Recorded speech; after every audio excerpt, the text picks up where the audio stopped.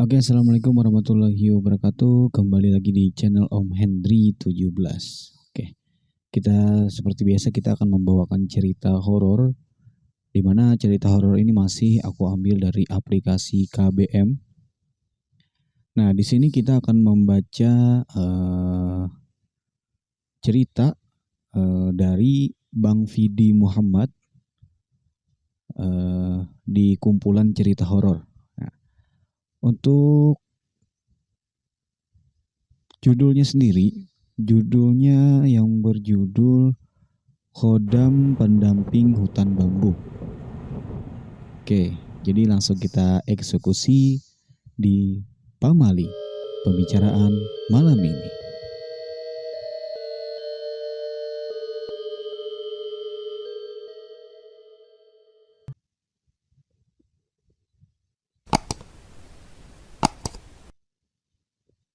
Sebelum mulai cerita, saya akan memberitahu dari mana saya mendapatkan cerita ini. Ini adalah sebuah kisah yang diceritakan oleh orang yang sudah sepuh atau sudah amat tua. Sekarang usia beliau kira-kira sudah 80-an tahun. Saya tahu kalau beliau yang akan saya ceritakan ini adalah orang yang tahu tentang hal gaib. Beberapa minggu yang lalu saya bertemu ke tempat tinggal beliau untuk silaturahmi, sekalian saya ingin bertanya tentang hal-hal mistis yang pernah beliau alami. Saya memang biasanya begitu kalau akan menulis cerita. Saya bertanya pada beberapa orang yang mungkin punya pengalaman mistis, kemudian saya ceritakan. Sesampai di kampung halaman beliau, saya langsung menuju ke rumahnya dan saya dipersilakan masuk. Di ruang tamu, kita ngobrol banyak dan saya bertanya tentang awal mula bagaimana beliau bisa tahu tentang hal-hal mistis. Di situ beliau bersedia menceritakan semua dengan logat Jawa kentalnya. Mendengar cerita itu, saya tertarik untuk menceritakan kisah beliau pada teman-teman semua. Sesampai di rumah, saya mencoba menuliskan cerita yang sudah diceritakan beliau kepada saya waktu itu. Tapi di sini saya masih ragu dengan cerita itu.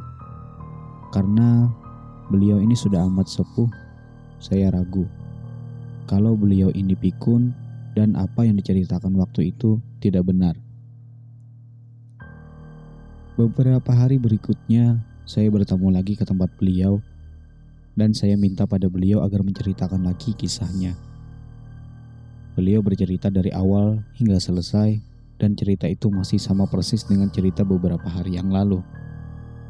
Di sini saya berpikir, berarti yang diceritakan beliau ini benar. Karena kalau beliau pikun, beliau tidak akan bercerita sama persis.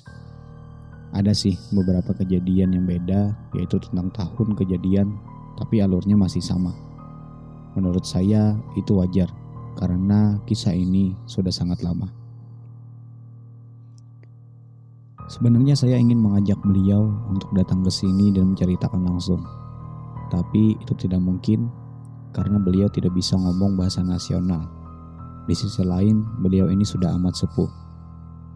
Akhirnya saya berinisiatif untuk meminta izin kepada beliau untuk menceritakan kisah ini ke teman-teman dan beliau mengizinkan. Kisah ini berawal di tahun 30-an, sekitar tahun 1939. Hiduplah seorang anak yang sebut saja namanya adalah Jalil. Dia hidup di sebuah desa terpencil yang berada di Jawa Timur. Jalil adalah anak keempat dari 7 bersaudara. Dia berasal dari keluarga yang sangat tidak mampu. Di tahun 1939, usia Jalil sudah menginjak 10 tahun. Dari 7 bersaudara itu, bisa dikatakan Jalil adalah anak yang tidak begitu diperhatikan oleh orang tuanya. Bahkan bisa dibilang dia ini anak yang teraniaya. Pada zaman itu, yang namanya kelaparan itu sudah menjadi hal yang biasa. Terlebih untuk keluarga yang kurang mampu seperti keluarga Jalil. Dan di zaman itu orang tua kalau memberi makan anaknya dengan cara yang unik, yaitu dengan cara mengepal nasi dan disesuaikan dengan jumlah anaknya. Jadi kalau punya anak 7, berarti orang tua selalu mengepal nasi sebanyak 7 kepalan. Setelah itu dibagikan kepada anaknya satu persatu. Setiap kali Ibunda Jalil memberi makan 7 anaknya, Jalil selalu tidak dapat bagian. Entah disengaja atau tidak, tapi kenyataannya seperti itu. Kalau merasa dirinya lapar, dia pergi ke sawah untuk mencari makanan sendiri yang berupa tumbuh-tumbuhan. Yang seringkali dia makan adalah daun petek. Terkadang juga kalau sedang musim buah, dia makan buah-buahan seperti pisang, mangga, asam, dan lain-lain. Tumbuhan apapun yang bisa dimakan, pasti dia akan makannya. Perlakuan ibunya ini dialami Jalil selama beberapa tahun. Karena saking seringnya, Jalil tidak pernah dapat jatah makanan. Dia jarang sekali makan nasi, hingga badan Jalil ini kurus dan kering. Ketika umur Jalil sudah menginjak 13 tahun, perlahan dia mulai bisa berpikir bahwa ibunya ini pilih kasih terhadapnya. Pada suatu hari, Ibu Jalil sedang membagi makanan kepada anak-anaknya, dan lagi-lagi Jalil tidak mendapatkan jatah makanan dari ibunya, hingga dia mempunyai pikiran jengkel. Karena merasa jengkel, muncullah pikiran nakal di dalam otak Jalil.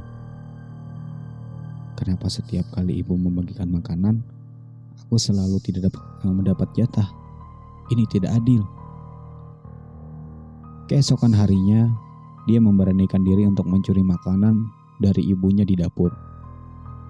Nasi yang sudah disiapkan untuk anak-anaknya itu diambil satu kepal oleh Jalil dan dimakan, namun keberuntungannya tidak berpihak kepada Jalil.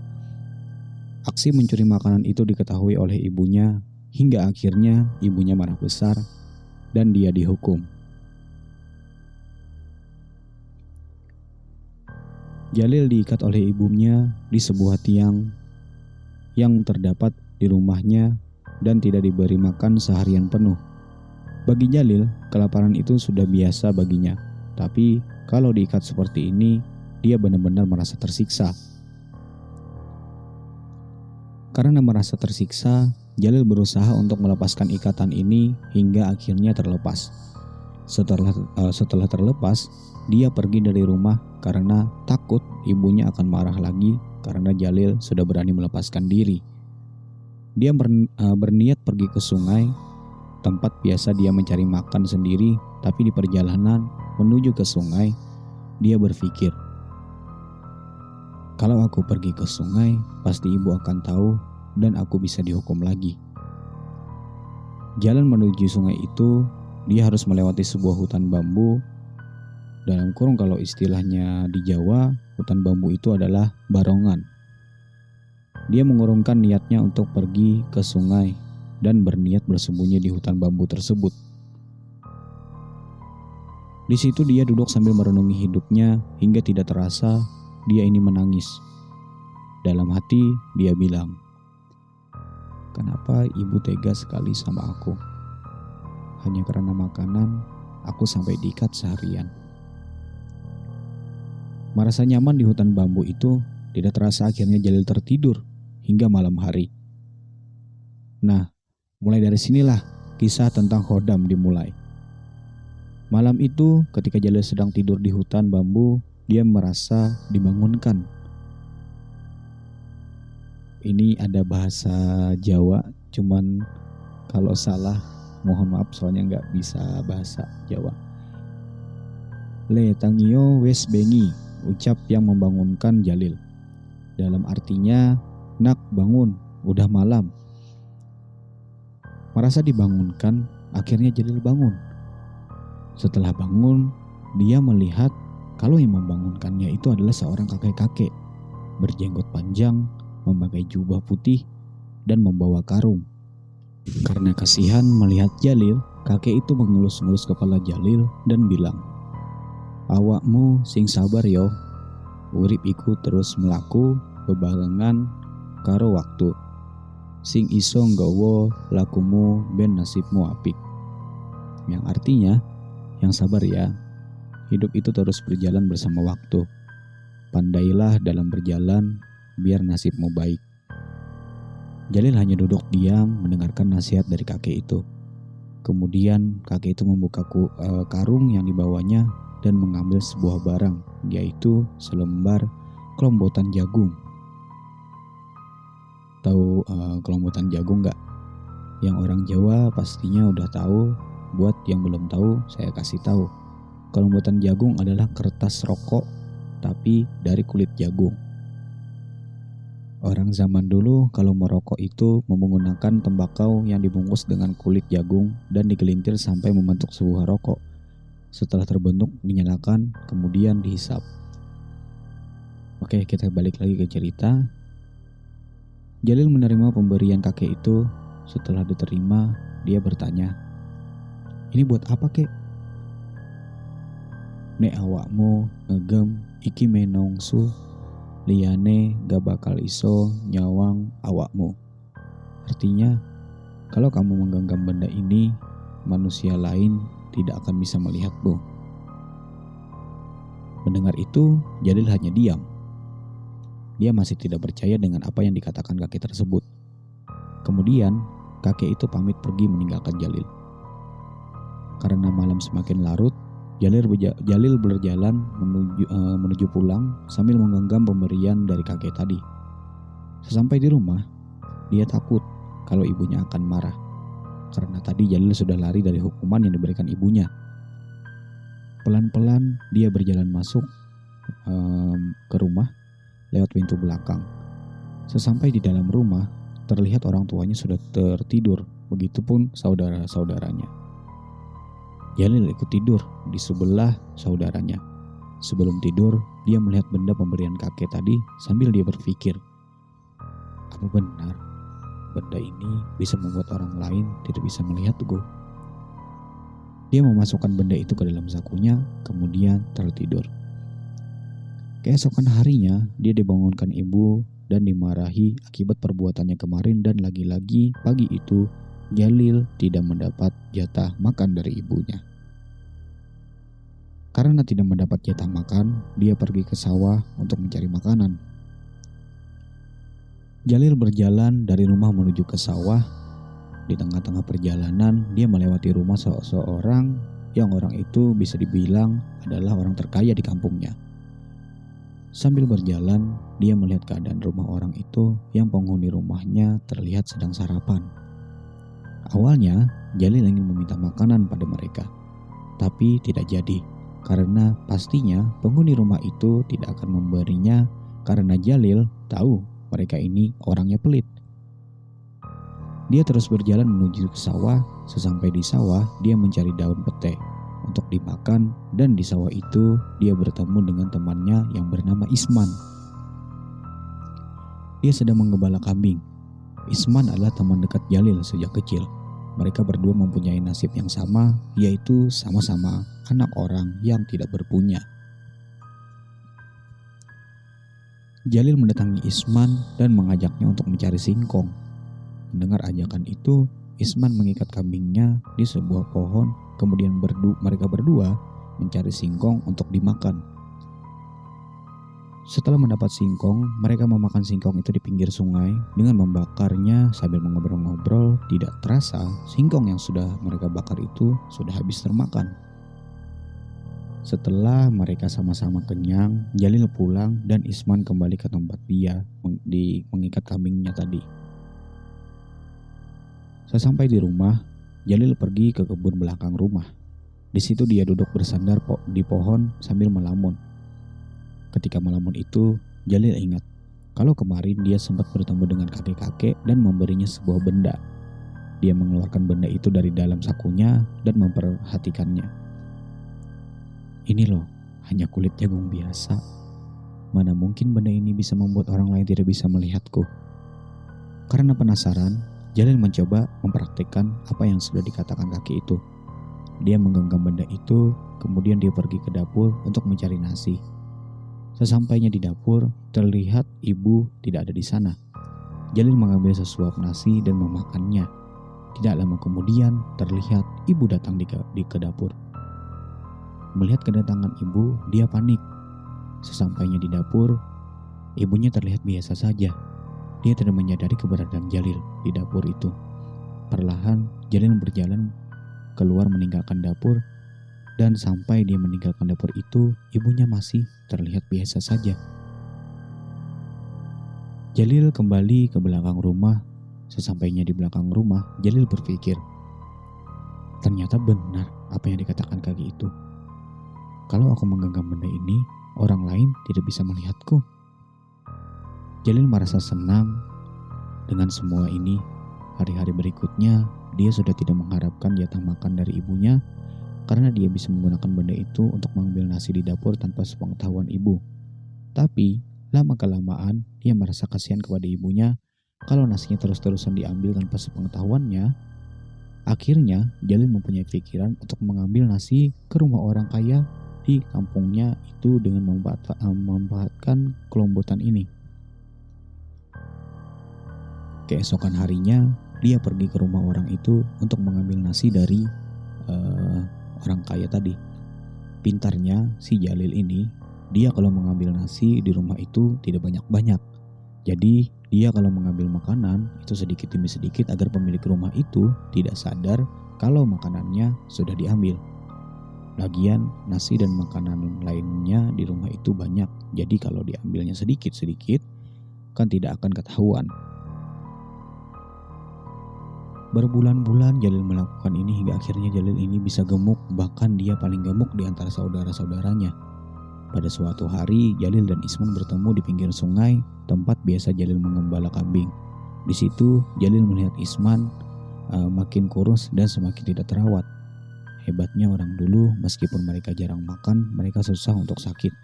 Ya, mungkin karena sudah terbiasa dengan keadaan. Di situ Isman mengajak si Jalil mencari singkong untuk dimakan. Lil, cari singkong yuk. Aku belum makan sejak tadi pagi. Emangnya kamu gak dikasih makan sama ibumu? Tanya Jalil. Gak, ibuku gak ada beras buat dimakan, jawab Isman.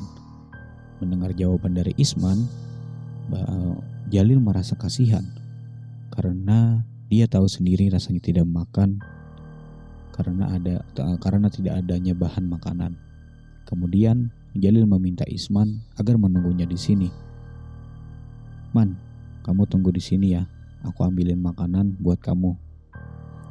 Dia pergi ke tempat orang kaya di kampungnya untuk mengambil makanan. Kemudian diberikannya kepada Isman. Melihat makanan itu, Isman bertanya, Lil, kamu dapat makanan enak ini dari mana? Sudah, yang penting sekarang kamu makan aja, jawab Jalil. Dengan lahap Isman memakan makanan yang diberikan Jalil. Hal seperti ini terus-terusan dilakukan Jalil hingga Isman ini terlihat gemuk tanpa dia memberitahu kepada Isman dari mana dia mendapatkan makanan ini. Hal semacam ini terus-menerus dilakukan Jalil hanya untuk makan. Merasa enak dengan semua ini, dia ingin sesuatu yang lebih. Jadi istilahnya dia ingin bisa lebih, bukan sekedar tidak terlihat oleh manusia lain saja. Begitulah sifat manusia, mereka tidak akan puas dengan apa yang sudah dimilikinya saat ini. Mereka selalu ingin yang lebih dari itu, dan itu wajar. Pergilah Jalil ke hutan bambu, tempat dia mendapatkan benda itu dengan tujuan dia ingin bertemu kakek-kakek yang pernah dia temui. Sesampai di sana, dia tidak tahu apa yang harus dia lakukan dan di mana dia menemui kakek itu. Karena tidak tahu harus berbuat apa, dia duduk bersandar di pohon bambu itu hingga akhirnya dia tertidur. Ketika tertidur, kejadian itu terulang lagi. Dia dibangunkan oleh sosok kakek yang sama.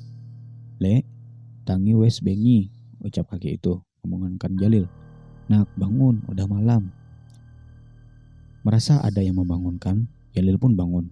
Kemudian kakek itu lanjut berucap, Lapo awakmu merene maneh? Artinya, ngapain kamu kesini lagi? Jalil memberitahukan keinginannya kepada kakek itu kalau dia ingin bisa pergi ke suatu tempat tanpa berjalan kaki. Menurut kita mungkin ini mustahil, tapi bagi Jalil tidak. Karena untuk dirinya bisa tidak terlihat, orang lain saja bisa. Kenapa ini tidak? Kakek itu menuruti keinginan Jalil, tapi dengan sebuah syarat, yaitu Jalil harus melakukan tirakat dengan tidak makan selama 1 hari 1 malam. Tidak hanya itu, kalau sekedar tidak makan itu mudah karena Jalil sudah terbiasa tidak makan. Jalil juga tidak boleh tidur dan berkedip selama 1 hari 1 malam. Istilahnya puasa sehari semalam. Karena keinginan ini sudah bulat oleh Jalil, dan Jalil menerima syarat dari kakek itu. Mulai dari dia bertemu dengan kakek itu, dia mulai terikatnya tidak makan, tidak tidur, dan tidak berkedip hingga tiba waktu yang sama keesokan harinya.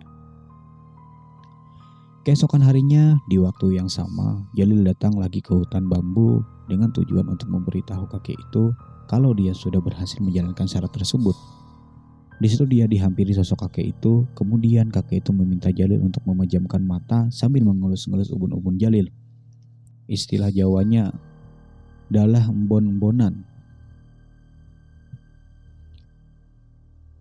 Tidak lama diulus-ulus, kakek itu meminta Jalil untuk kembali membuka matanya, dan betapa terkejutnya Jalil setelah membuka matanya itu, dia sedang berada di tepi lautan lepas bersama kakek itu di sebelahnya.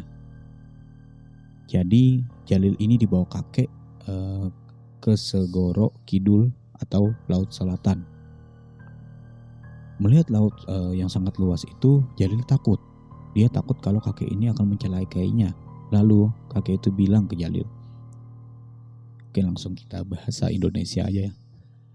Ini yang namanya Laut Selatan. Aku bisa mengajakmu ke sini karena kamu sudah bisa menjalankan tirakat yang aku perintahkan. Kemudian kakek itu meminta Jalil untuk duduk dan memberi Jalil sebuah amalan. Ingat baik-baik apa yang akan aku katakan ini, kemudian hafalkan. Jangan ditulis dan jangan diberitahukan. Kakek itu mengucap kata-kata dalam bahasa Jawa yang kata-kata itu tidak bisa dituliskan penulis di sini. Intinya, kata-kata yang diucap kakek itu adalah sebuah doa tapi dalam bahasa Jawa. Yang pasti itu semua atas izin Tuhan. Setelah mengucapkan itu, kakek itu meminta Jalil untuk memejamkan matanya lagi dan mengelus-ngelus embun-embunnya si Jalil. Tidak lama kemudian, kakek itu meminta Jalil untuk membuka mata. Setelah membuka mata, ternyata Jalil kembali lagi berada di hutan bambu, di kampungnya lagi. Melihat semua keajaiban itu, Jalil benar-benar heran. Ternyata hal yang semustahil ini bisa dilakukan. Kemudian kakek itu memberitahu Jalil bahwa dia bisa melakukan seperti yang tadi mereka lakukan, tapi dengan sebuah ritual. Setelah memberitahu semuanya, kakek itu pergi dan Jalil kembali pulang. Sesampainya di rumah, dia masih tidak percaya dengan apa yang sudah dialaminya tadi. Keesokan harinya, dia mencoba mempraktikannya apa yang sudah diajarkan kakek itu. Dia pergi ke kebun belakang yang ada di rumahnya dan mempraktikkan di situ. Dia pergi ke sawah pinggir sungai, tempat yang biasa dia mencari makan, dan benar saja. Dalam waktu singkat ini, dia bisa sampai di sana. Di sana dia melihat ada Isman dengan kegiatan yaitu menggembala kambing. Jalil menghampiri Isman dan menyapa, tapi yang anehnya Isman sama sekali tidak merespons sapaan Jalil. Bahkan dia tidak menyadari keberadaan Jalil. Jalil heran, kok bisa dia berdiri di depan Isman, tapi Isman tidak menyadarinya. Akhirnya dia jalan kaki pulang. Sesampainya di rumah, dia ingat bahwa tadi dia pergi ke sungai itu dengan sebuah ritual. Mengingat itu, dia menuju ke kebun belakang rumah dan di sana dia melihat dirinya sedang tidur.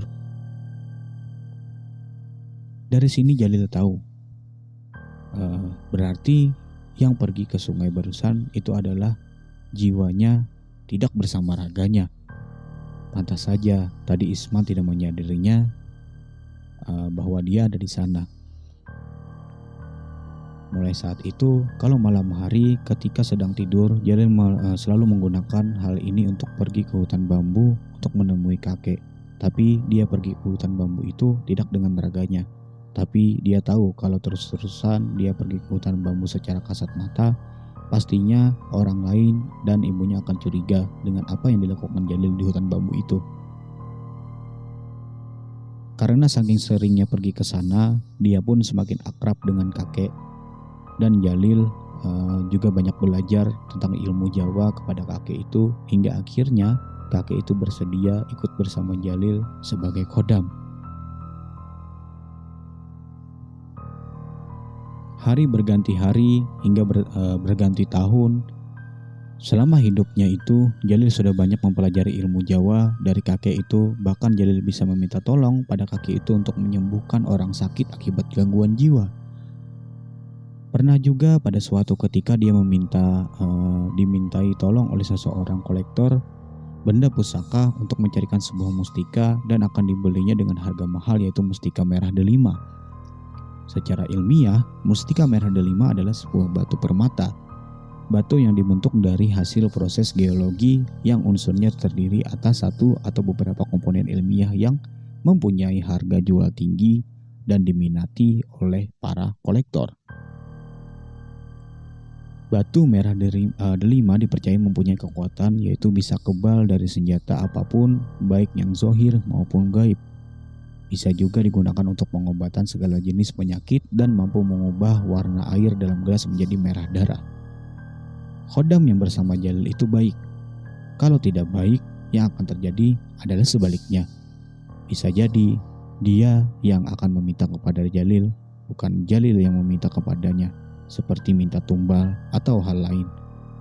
Sampai sekarang, usia Mbah Jalil ini kira-kira sudah 80 tahunan. Dan sampai sekarang, beliau masih bersama khodamnya itu. Tamat.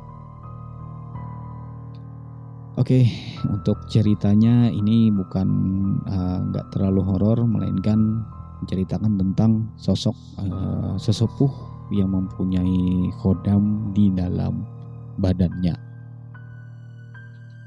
Bagi kalian yang punya cerita horor bisa langsung tulis di kolom komentar, nanti bisa kita rangkum semua di situ. Dan bagi kalian yang belum subscribe, silahkan subscribe dulu, karena tanpa subscribe mungkin channel ini tidak bisa berkembang lama. Oke. Jadi sekian dulu dari Pak Mali. Mungkin nextnya kita cari cerita yang lebih menyeramkan lagi dan lebih menarik lagi. Oke. Assalamualaikum warahmatullahi wabarakatuh.